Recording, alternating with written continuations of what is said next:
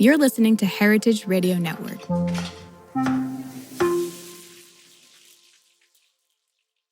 I wake up in the morning and I'm feeling a vibe. Yeah. Give thanks to the Father, I'm breathing alive. Culture and Flavor is a podcast about food and culture centered in Black and Indigenous foodways, hosted by myself, Zella Palmer, right here in New Orleans, Louisiana. Each episode features high vibrational conversations with cultural bearers, chefs, farmers, scholars, barbecue pit masters, and more. Where there is flavor, there is history. Join me on Culture and Flavor and all of my guests as we share stories that will have you praise dancing, cooking, conjuring, and inspiring your culinary journey. Welcome to another episode of Culture and Flavor with your host, Zella Palmer. So y'all, I am a music lover. I grew up in a house with parents who were profound music lovers. Their vinyl collection and stereo system was intense. Mornings in the Palmer House South, what we called it, was always started with music on our stereo or in the car. I can remember my parents' wedding song, You Make Me Feel Brand New by the Stylistics, Marvin Gaye, Doo-Wop, Nina Simone, Gil Scott-Heron, Coltrane, and Miles Davis on constant repeat. Digging in my parents' crates were always so special for me. And vinyl covers were masterpieces, from Billie Holiday to Stevie Wonder's Songs in the Key of Life album. They were material culture. And every summertime shy, cookouts on the lake or a neighbor's house, boom, Chicago house music, Teddy Pendergrass, Luther, or Frankie Beverly and Mays. On Saturdays, we're skating at the rink on 87th Street, where men would fly on untied roller skates, twisting and doing tricks to the JBs. So after grad school, when I moved to New Orleans, DJ Soul Sister, a New Orleans iconic DJ, her sets always took me back to those basement parties in Chicago or my parents slow dancing to their wedding song when we were supposed to be in bed. So this episode is for the music aficionados of Motown, 70s soul, the Purple One Prince, and those who remember Soul Train. So y'all, DJ Soul Sister is an internationally known veteran DJ artist whose broadcast programs and live performances feature her personal collection of thousands of vinyl records, which earned her a spot in the book Dust and Grooves: Adventures in Record Collecting. She is a native of New Orleans. Soul Sister has hosted her Soul Power show on WWOZ FM New Orleans for 30 years and has hosted internationally aired radio programs on Sonos Radio and Worldwide FN. And she has been a crate digger and vinyl collector ever since she was 6 years old. And as a DJ artist who self-produced her first event in 1997, her infamous sets and parties, such as the Hustle Party, led to her tenure as one of the longest running DJ artists in New Orleans. So notably, her sets only feature the music she loves, and she skillfully mixes, blends, and beat matches vinyl-only selections of 1970s, mid-1980s R&B funk, soul, rare groove, underground disco, jazz fusion, true hip-hop, and more. So welcome to Culture and Flavor, DJ Soul Sister. Thank you. I'm so thrilled to be with you and talk about this. Yes, let's get into it, because anyone who is from New Orleans or who has ever been to Essence Fest knows that you bring the funk. You bring the soul to any party. So I just have to put that out there, and just to give you flowers. We're always giving you flowers, but you are such an iconic to just continuing and honoring and bringing our music to the world. Well, thank you. I love music. So day and night, that's what I do. So let's start with your journey to becoming a DJ. So New Orleans is music, period, point blank. It runs in the veins of everyone. When did you fall in love with music? Oh, gosh. Gee whiz. I mean, I pre-Katrina, my family, my parents had these home videos that they took. And, they're gone now, but I remember them and they had, footage of me really young singing and dancing to records. So, you know, I have photographs still of me holding record albums that I like 5 and 6 years old, really young to be excited about a record album, playing instruments. So without knowing an exact when, I have evidence that I have always loved music thanks to the archival materials like photographs and, now gone, um, videos, home videos. Mm. So let's talk about soul.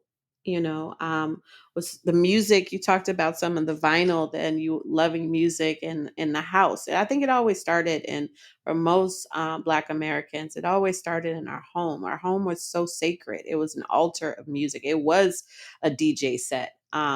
So let's talk about just, how you fell in love with soul music, funk. And you have a serious collection. I mean, every time I'm at one of your sets, it's transcending, it's spiritual. Wow. It really is, it really is. And there's so many songs that I'm like, wow. And it always makes me smile when I leave one of your sets, because it makes me smile and think about just my parents' generation. And I lost them a couple of years ago. Mhm. And so just to hear the music, what they created in their generation. I mean, it's awe inspiring. So let's talk about just your love for that era. That era. That's interesting. It's funny because the era that I love is not really the one that I necessarily belong to. Usually, when people talk about their music, it's generally the music that was hot, happening, etc., when they were teenagers or young adults, preteen teenagers. I was born in 1975. And the music that I really gravitate to is 1970s through 1980s. So, most of the music that I'm dedicated to, that I play, that I study, that I love, is music that I was too little to go out and actually enjoy in a club, at a concert. I have this one funny story I remember. Cameo played at the Mm, amphitheater at the New Orleans World's Fair in 1984. And I would have been around 9 or 10 years old, and I really wanted to go see Cameo bad. mm. And I asked my parents, they were like, no, and I cried, know. I mean, I was too young to experience a lot of it, but I was, as my mother tells me, precocious. And I always felt that I was born at the wrong time. I felt like I Mhm. should have been born earlier. So, how I got into it, being little, too little to probably be engaging with a lot of this music, but I did it anyway. Listening to the radio. My dad played a lot of records. My mom, no, but my dad and my older male cousins. In Mm, fact, my cousin Joe, he was the Cameo person. And my dad, he loved a range of things. Lou Rawls, Teddy Pendergrass, Quincy Jones, mhm. Earth, Wind and Fire. He wasn't a funk person at all. So it's funny when people are like, oh, you learned about the funk from your dad or your parents. And I say, absolutely not. Uh, I just picked up on it listening to the radio and that being the sound I loved. Mm. Just you mentioned Teddy Pendergrass. I mean, Earth, Wind, and Fire. And I think, our generation, I'm a late '70s baby, and you know, the hip hop generation, Yeah, the yeah, us OGs of hip hop, that's right. um, that the '70s, is what inspired hip hop. If any sample, it came from the '70s. Period. Yeah. And it was because, our parents were music lovers. And I think, just thinking about Nas, thinking about, some of the Tribe Called Quest, all of those hip hop artists back in the day, some of their greatest songs were because they sampled the 70s. Yeah, that was a thing for me when I was in high school because I was in high school from 89 through 93. I graduated class of 93. And this is the period of time and like 87, 88, starting there, that people refer to as the golden age of hip hop, the golden era of hip hop. It was also what I call the Wild West of sampling because everyone was sampling things, but it was before there was legalities involved, before the laws came on the books about having to clear samples, right? Because you have to acknowledge intellectual property. That wasn't a thing during this time period. It hadn't gotten there yet. So my time period, technically is that time. So I was also listening to and collecting all those early hip hop things, Run DMC, Big Daddy Kane, Biz Markie, Steady B, LL Cool J, you name it. I Mhm. was buying it. But I would go to school at my high school and I would annoy my friends and classmates and say, that's another song that came earlier. And I just became known as like the Debbie Downer of the music, because I was always trying to tell people that what they're listening to was actually not brand new. So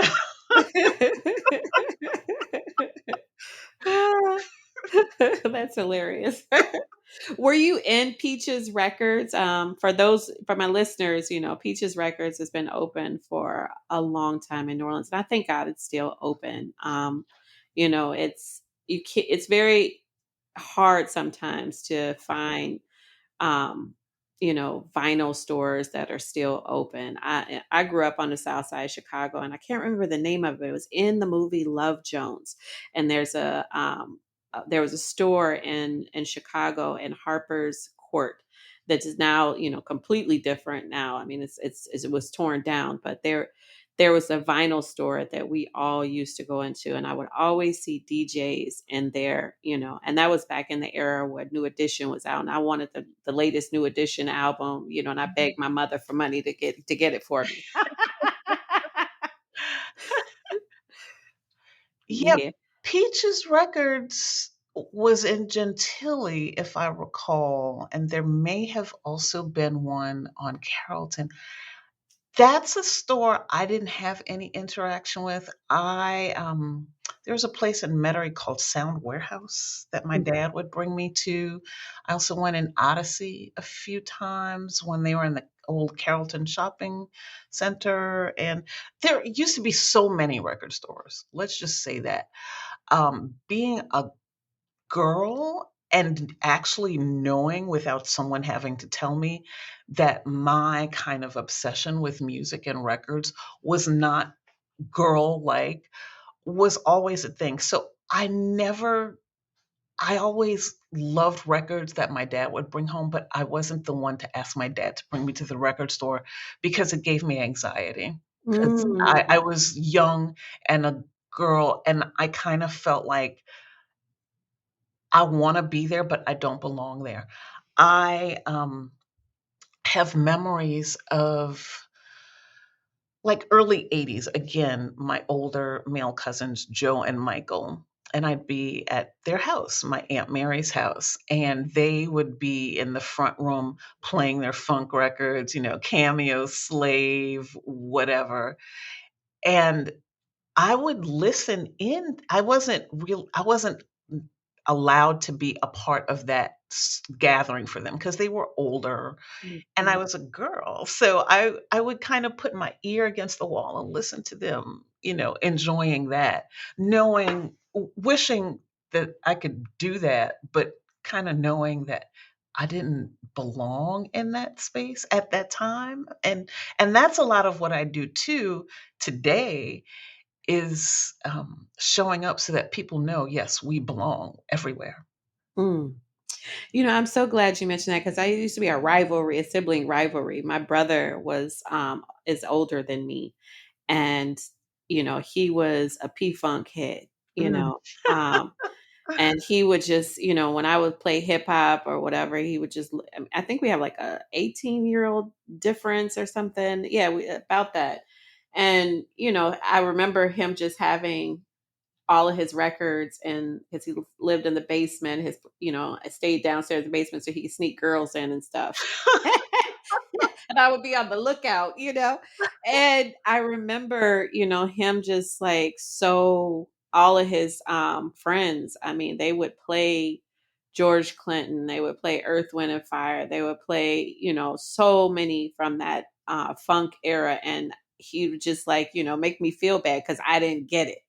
But looking back now and looking at documentaries and just, the funk was wow, and even learning from, one of my former students, Chip Okandaki, about the funk, it blows my mind just how, the mothership connection and just the creativity and innovation, for them to create such a unique genre and how it influenced, artists like the purple one, Prince. Absolutely. So tell us about, just at what point, did you say, I'm going to break through these barriers, or what people think, a DJ should look like, what gender a DJ should be? At what point did you build it up the confidence and say, I'm going to start throwing sets, and I'm going to start throwing sets from the genre of music, the era of music that I love, the 70s? Well, I'll answer that by starting here. I never set out to be a DJ, uh, so to speak. How I started was collecting records, point blank. Buying records, collecting records, and when I say buying records, because I just said I never hounded my dad to go to record stores when I was little, but um, he had a nice collection, not a humongous one, but I'd say 100 LPs. And every now and then I would take one or two or five or 10 and, quote unquote, borrow them and bring them to my bedroom. Uh, and I had a little baby Fisher Price record player. And, eventually I had more of his records in my bedroom than he had in the living room where he'd listen to them. So that's how I started when I was in high school.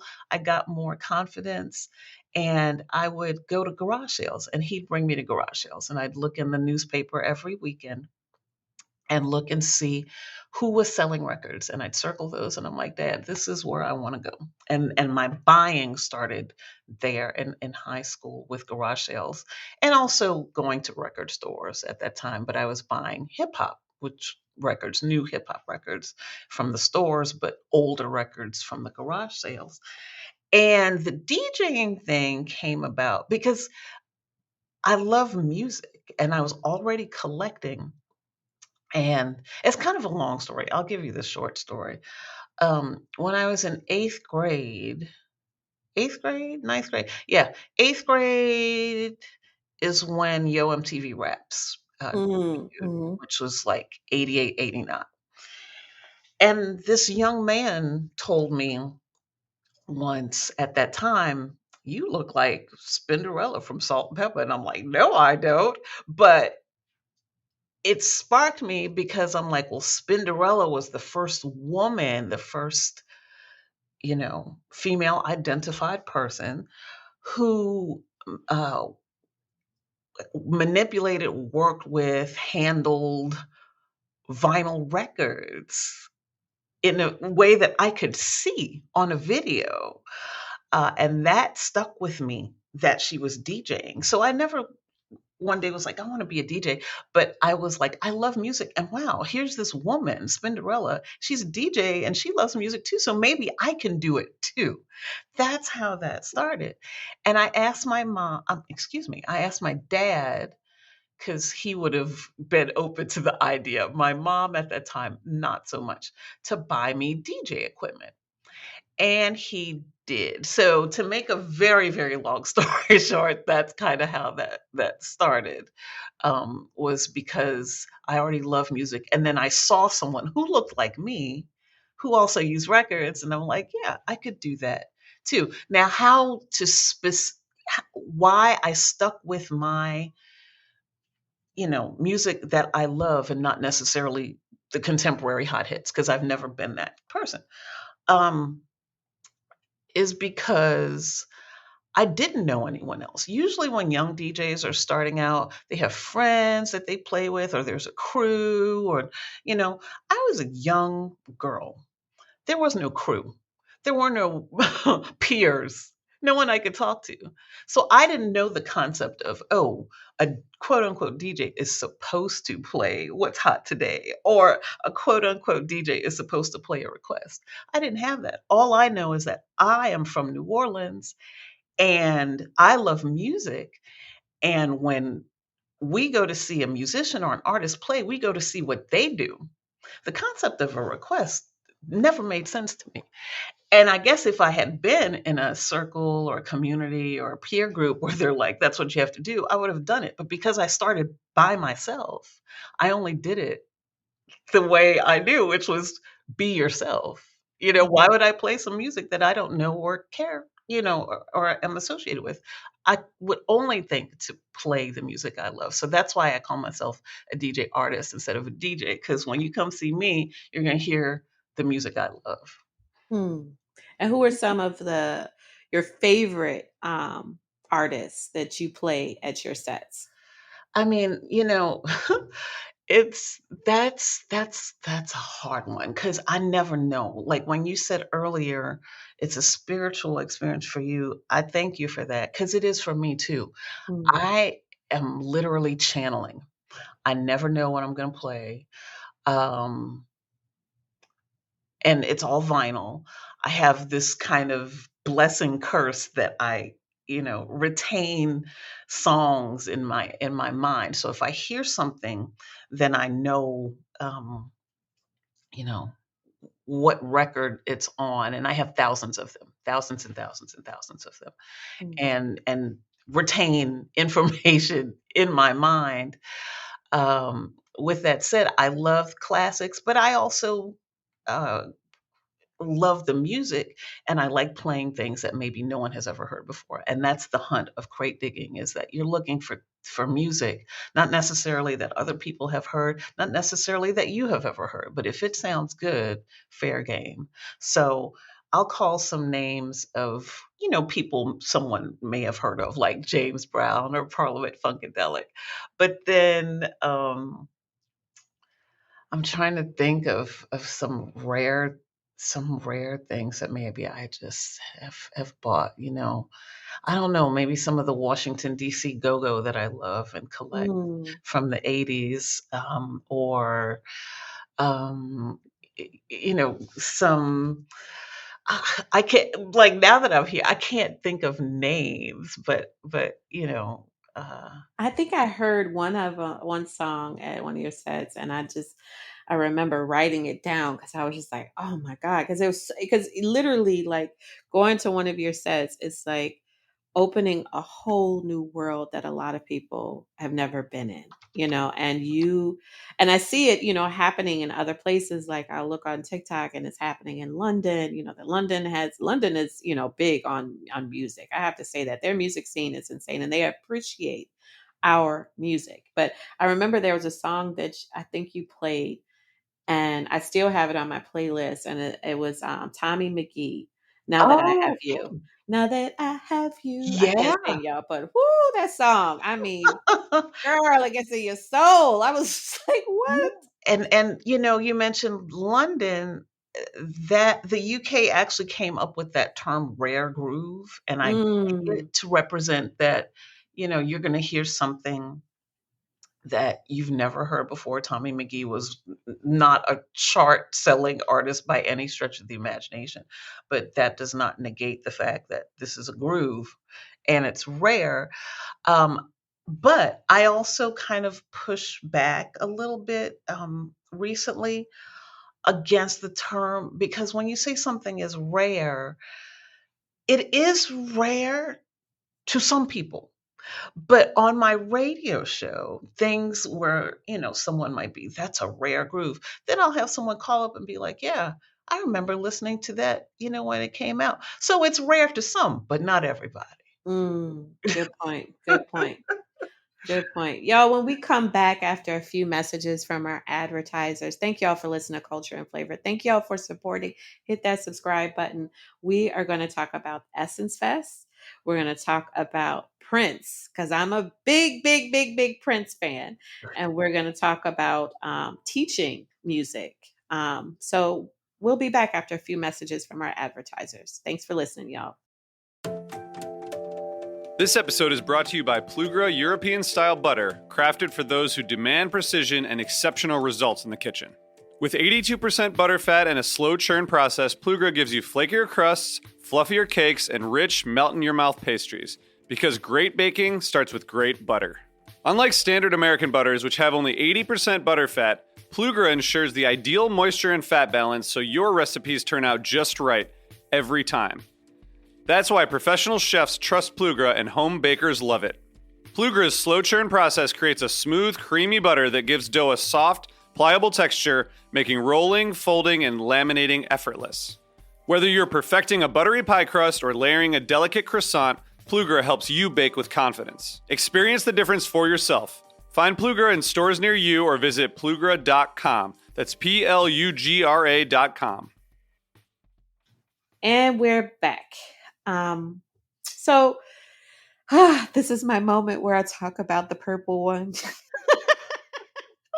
So, I was an 80s, 90s kid, and Prince was everything to me. He was my therapy. I would just be in my room, with my little cassette player, listening to Around the World, Raspberry Beret, the list goes on of all of his, albums. And I remember when Purple Rain came out. And my parents wouldn't let me see it, but I finally was able to see it at a friend's house who had a sleepover, and her parents weren't as strict as mine, and I just remember us all being in our pajamas with our eyes wide open on the on the scene that wasn't supposed to Oh, be. yeah. be- Oh, yeah. And and when I was a teenager, I was a dancer, so I was able to go with a friend of mine to Minneapolis, and we went to Seventh Heaven, and that was just, oh my God, that was a moment for me. And to this day, I still wear lace gloves sometimes, and I just Prince is like everything for me. And every year you throw, a Prince party, because he was a Gemini, and it is your annual Prince birthday throwdown. Why Prince, and why is Prince so, so, so special? Yeah, it's interesting because you know how every now and then you'll see these Prince versus Michael Jackson, who is better? And I don't engage in those because to me they're completely different and I love both of them equally, equally, equally, equally. Um, Prince, I do the party. I always did the parties even prior to his passing. But what I do now around his birthday weekend is something called Purple Takeover, which is a big party I throw, and then also additional events. It could be trivia, Prince Bingo, Prince Burlesque, education, lectures about Prince, just a whole weekend of celebration in New Orleans. If you don't want to go to Minneapolis or to Paisley Park to do that there. Um, and I do that because of two things. For me, Prince, he, he kind of epitomized being yourself, Mhm. being different and being yourself and being okay with that, even outside of the music, which I loved. Also, Prince was a hardcore funk Mhm. uh, disciple. if you listen real close, he is part of the lineage of funk. Absolutely comes out of it. Comes out of James Brown, 100%. Um, and I love funk, so Prince is it for me. And I started the Purple Takeover weekends because after Prince passed away, all of these stories, I mean, tons of stories, left and right, were coming out in the media from people or organizations that he donated to, but when he was alive, they were not allowed to talk about it. So everyone started telling their stories, and it just revealed this charitable giving that I always wanted to do with one or some of my events. So I just combined the two as a way to not only celebrate him but give back in a way that he would want. So that's how that came about. Man, I even think about just some of his love songs, and just how many babies were made during that. You I mean, Adore. I remember my parents actually had one of his first albums, and I remember that song "Crazy You" by Mm, Prince, and it's such a short song, but it's so beautiful and melodic, and it's just and just following his. I mean, he was just putting out hits after hits after hits, and I still, I'm looking forward. I'm hoping that when his documentary comes out or whoever does it, they do it right because absolutely. he has touched so many people, and just, you know, I mean, of course, it was, a lot of things happening in the 80s in that era, and we won't get into like, just the drug scene and all the other stuff, but I mean, Vanity, Apollonia, you know, Morris Day. I Yeah. mean, Sheila E. Yeah. I mean, it just goes on and on and on.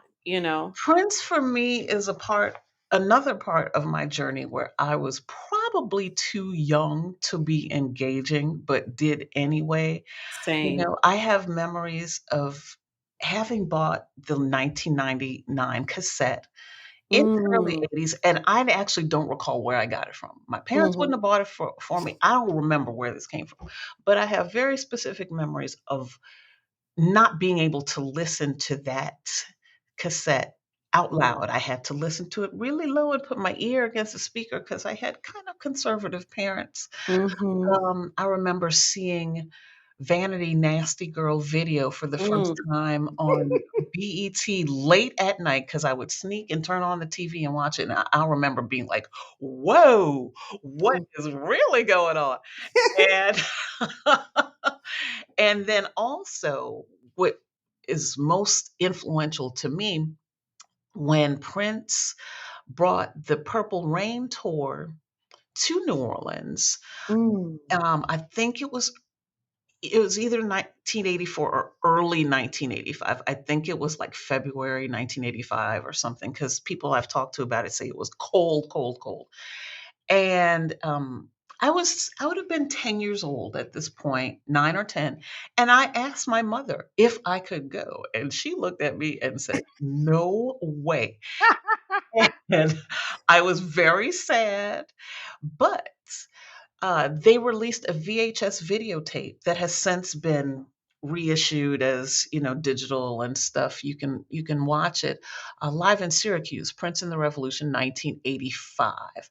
And mm, I bought that VHS VCR cassette. My mom bought it for me from a store from St. Charles Avenue. I remember very specifically. She had no idea what was on it, but because she saw I was sad that I couldn't go to the concert, she's like, okay, I'll buy you the video, not knowing what was on it. And I didn't know what was on it.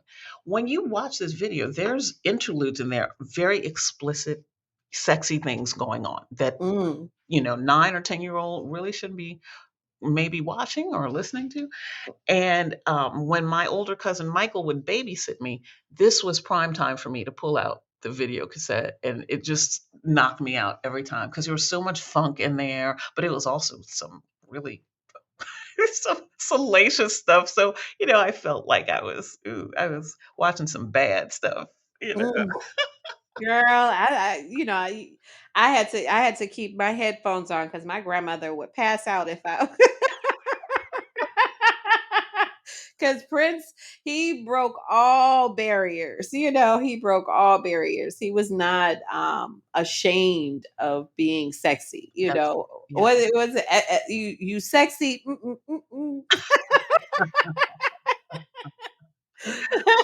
Yeah. Yeah. But you mentioned Michael. We can't forget Michael Jackson at all. Yeah. And I remember attending the Michael Jackson second line when he passed. And one thing I love about New Orleans, and how that we love music so much, is that if we really love a musician and artist, we honor them. You know, um, that second line when Michael Jackson passed was epic. Frankie Beverly and Mays when he passed, epic. Yeah. David Bowie, and it's just, I don't, no other city in the US honors musicians like we do, you know. Yeah. But let's talk about Michael Jackson. My sister, it was always a battle between us because we both were like probably born in the wrong generations because she loved Michael Jackson. She loved the Jackson 5 specifically. Mhm. And, when they would play reruns on television or, show, when he was little, it just, he was another iconic artist. And I don't think our music today reflects at all, the musicianship, the level of attention to details, just it was such a special time for Black music. Let's talk about Michael Jackson. I mean, Michael Jackson, when we're talking about 20th century popular music, um, he is he is like number one. He's like number one. Um, he's not the only one, but he did so many things that we take for granted today. He literally revolutionized the home video music market with the release of the making of Thriller on home video. He single handedly saved MTV from going bankrupt. Mm. He did so many things. Even the concept of people dancing in videos. He was the first one to institute choreography. So it's like before, if you look at music videos, popular music videos before Michael Jackson and after Michael Jackson. Before Michael Jackson, most of them were very low budget, people lip syncing in front of a green screen or maybe some kind of um, uh, action or storyboard thing. After, everybody was dancing. Everyone had choreography in their video. You can see it. It's proven. And not just Black artists, white artists too. Pat Benatar and The Love is a Battlefield, that choreography scene. That Mm. everyone was doing that, inspired by Michael Jackson.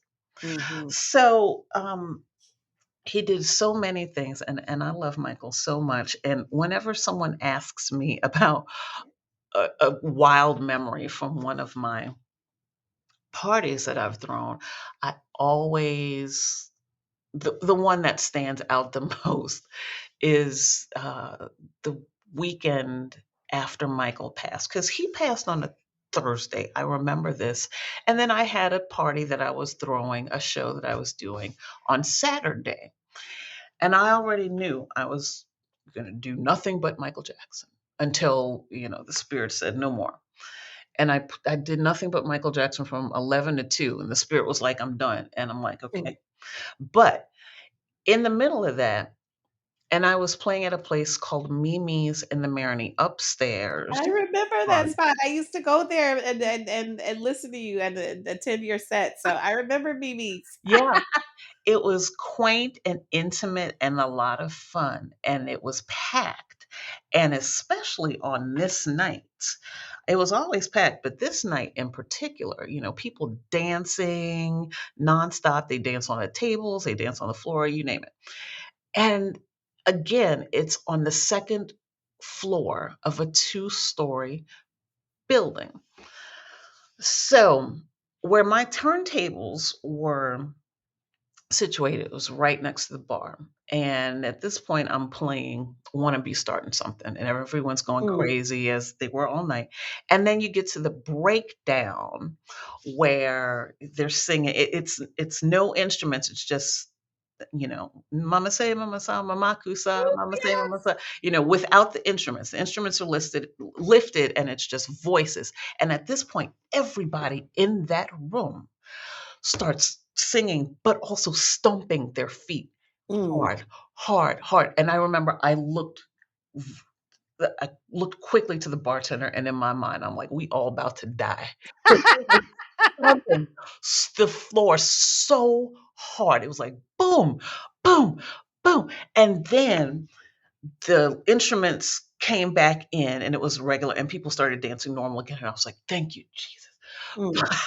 I really for a second thought we were all going down because the floor was being stomped so hard by the energy of people who felt Michael Jackson. And that's a memory I'll never forget. Girl, you do it. I'm telling y'all, if you all are ever, from my listeners, you ever get to go to one of DJ Soul Sisters parties, you will be changed. You will be changed. And I want to talk about the Essence Fest. Essence Festival is one of the largest. It is, if I'm not mistaken, the largest Black festival in the world. I mean, it's iconic in New Orleans. I mean, people come from all over every July to come down here. And for decades, you have been featured, as DJ for Essence Fest. I wouldn't say decades. I'm sorry. I back that up. Yes, I back that up. But you have been featured many times. I'll correct that. You've been featured many times at Essence Fest as one of the lead DJs on stage. And, Frankie Beverly and Maze, Frankie Beverly, is so iconic to New Orleans sound, and just, it's something about Frankie Beverly that all of us love here. And he died not that long ago. And I just want to hear just about your experience as a DJ when you've, worked with Essence Fest, and how Frankie Beverly is iconic to New Orleans and why. Okay. Great questions. No one's ever really asked either of them, so I'm excited to answer. Yay! So, Essence Festival was not, when I was featured, it was not that long, but it was significant, and I'll explain why. I had the great opportunity and blessing to be invited to be a part of Essence Festival as it was transitioning from one producer to another. So I was the main stage DJ from 2008 to 2010, only 3 years and a while ago. Prior to me, there were the producers had an excellent event, legendary events. And then the leadership at Essence switched producers, and they wanted to make the look of the festival a little more dynamic, a little less curtain, open the curtain and there's a band, and a little more lights, camera, action. And part of the new producer, and I'll give credit to him because it was his idea to bring me on, was Stephen Rayhash, who is a New Orleans native and lives here. And it was his idea to have a main stage DJ. That wasn't a thing before he was brought on. And he asked me, and I'd never done anything as large as that. And he said, and I'm a shy person. He's told me his idea, and I'm like, I'm not the one. Good luck. um, he also had the foresight to include me as a Black woman, um, because the Essence brand is Black women. So Mhm. I really feel like today with the festival, they need Black women DJs on that stage. Um, but I didn't want to do it. And he believed in me. And he's like, you can absolutely do it, you know. And I did it.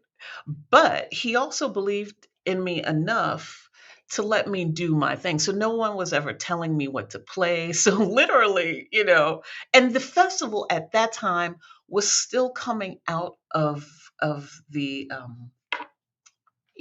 I guess what I call the Susan Taylor era, which is an Mhm. era I love, which Me was too. about, family environment and positivity and regalness and all of that. So I was playing a lot of old school uh, music in between artists who still at that time you still had a contingency of living and still performing, classic legacy artists. Mhm. Um,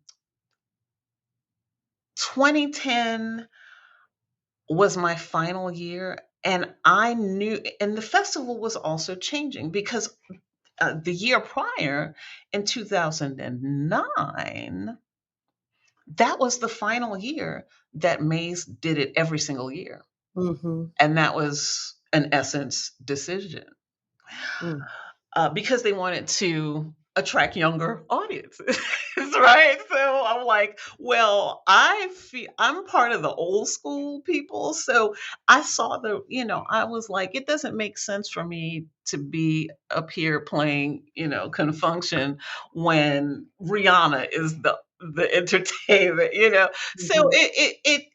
the 3 years I did were great, but as the festival evolved with its younger audience, which it absolutely should do, um, you know, they needed to have an onstage DJ that reflected that. And I'm not that. I can only be who I am. Mm. I think that's a huge mistake that we've picked up is, just even, since hip hop and I love, I remember hip hop, it's in my bones, but somehow, we've become in mainstream America where we just discarded a lot of the music from the past and the next generation can't, I listen to my sons, sometimes they play, you know, my playlist or they hear, music in the house. And some kids, they don't have that opportunity to hear music past what is available to them or what their peers are listening to.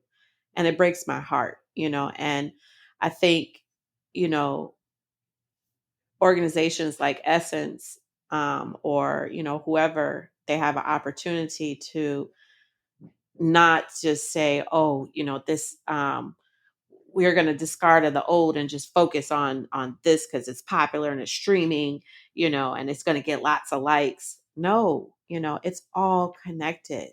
It's a circle of life. All of our music is. I Yeah, mean, yeah, I can listen to Billie Holiday and hear Mary J. Blige, or hear Tiana Taylor. It's just a continuing, string of artists that are just, adding to this beautiful, you know, music that we've created in this country. yeah. I agree. I see both points though, because, they're trying to sell tickets and appeal to whoever can buy the tickets, whatever that is, that's great. Mm, But I'm a DJ artist, so I'm only playing what I love. I'm not going to change my style to fit into anything else. There's something for everybody.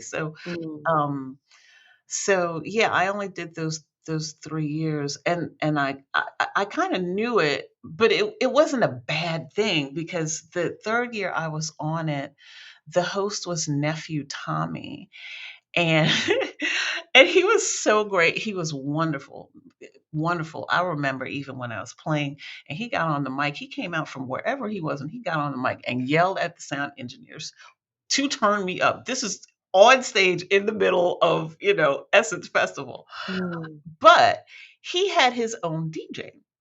And I remember it was as we were preparing for the festival, he would call me with his team, and they kind of wanted me to do like sketches and skits that you can do easily if you're a laptop DJ and you can switch between 5-second snippets here and 2-second snippets there. And I'm like, I don't do that, and I don't tell Mhm. jokes. So, so I kind of knew, that he was the new host, and I worked with him that one year, but he had his own DJ and could do things quicker and easier and tell jokes and be like, a gagster. And that's not me. I'm trying to mix Mm. records. Mhm. Mhm. So yeah, Let's go back to Frankie Beverly and Maze. absolutely. What are your memories of him? And the band here in New Orleans. Why do you think New Orleans embraced his music so much?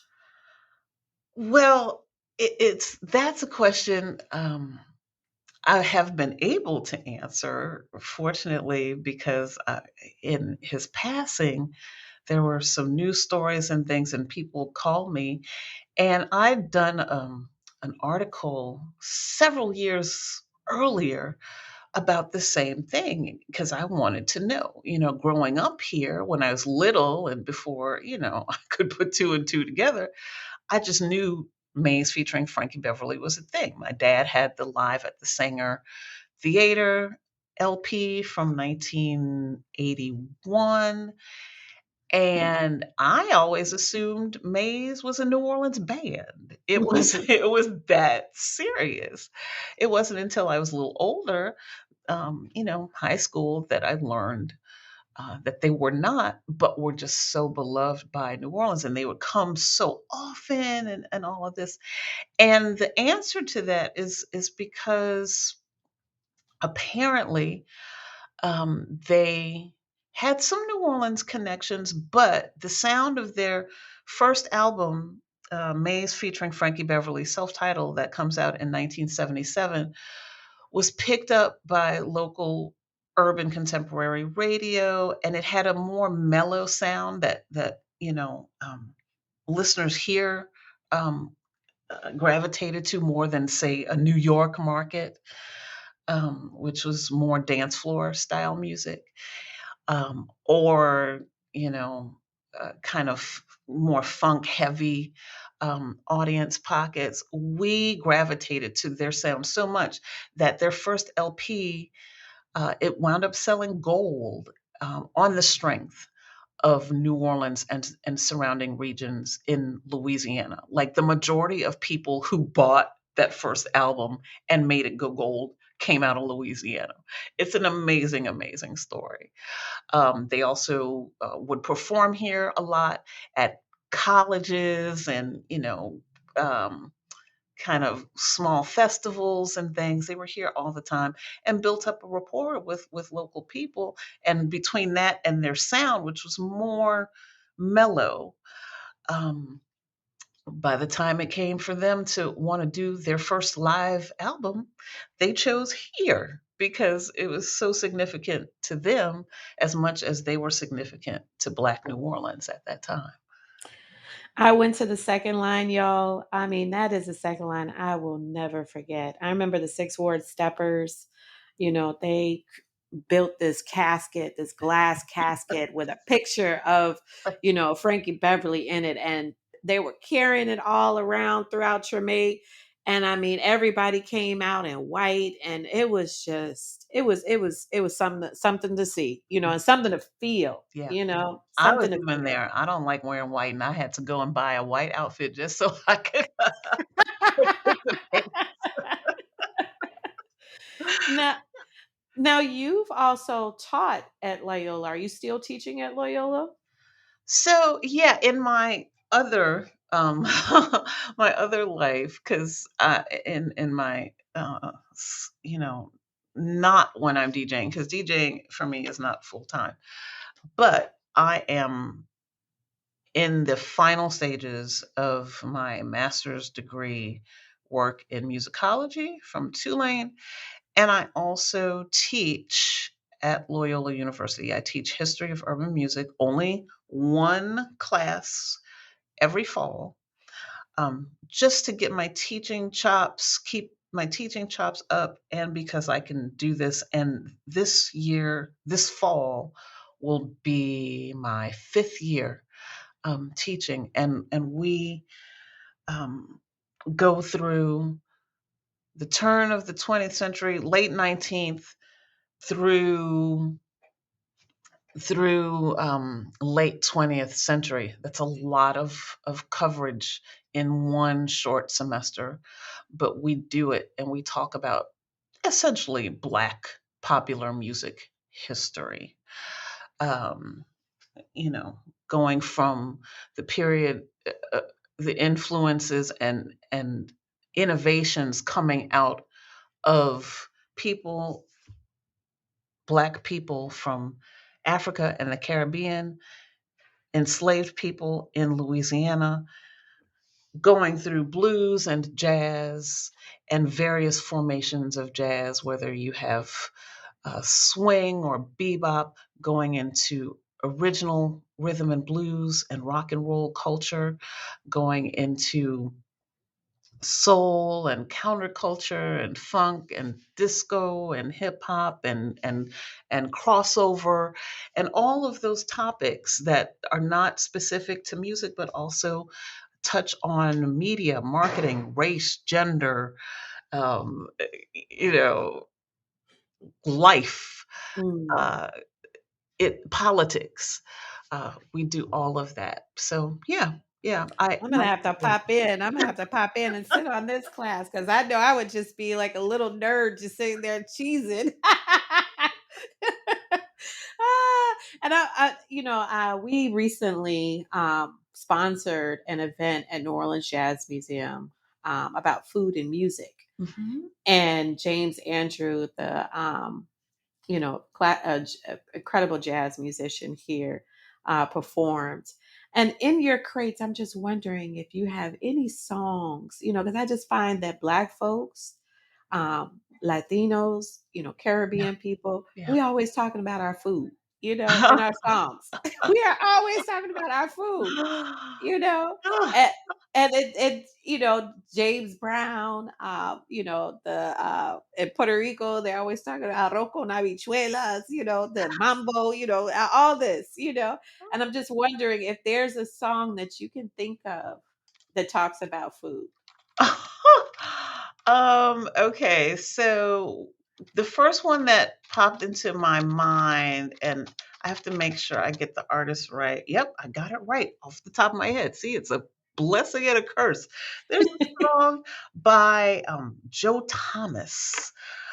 He is a saxophonist, but it's mostly flute on this cut, and it's from 1971, and it's called Chitlins and Coochie Fritos. Oh, stop it. So that's the first one that came to my mind. There's others as well, but yeah, that and it's an instrumental, Mm, but uh, I gotta listen to that I after this episode. Y'all go listen to that song.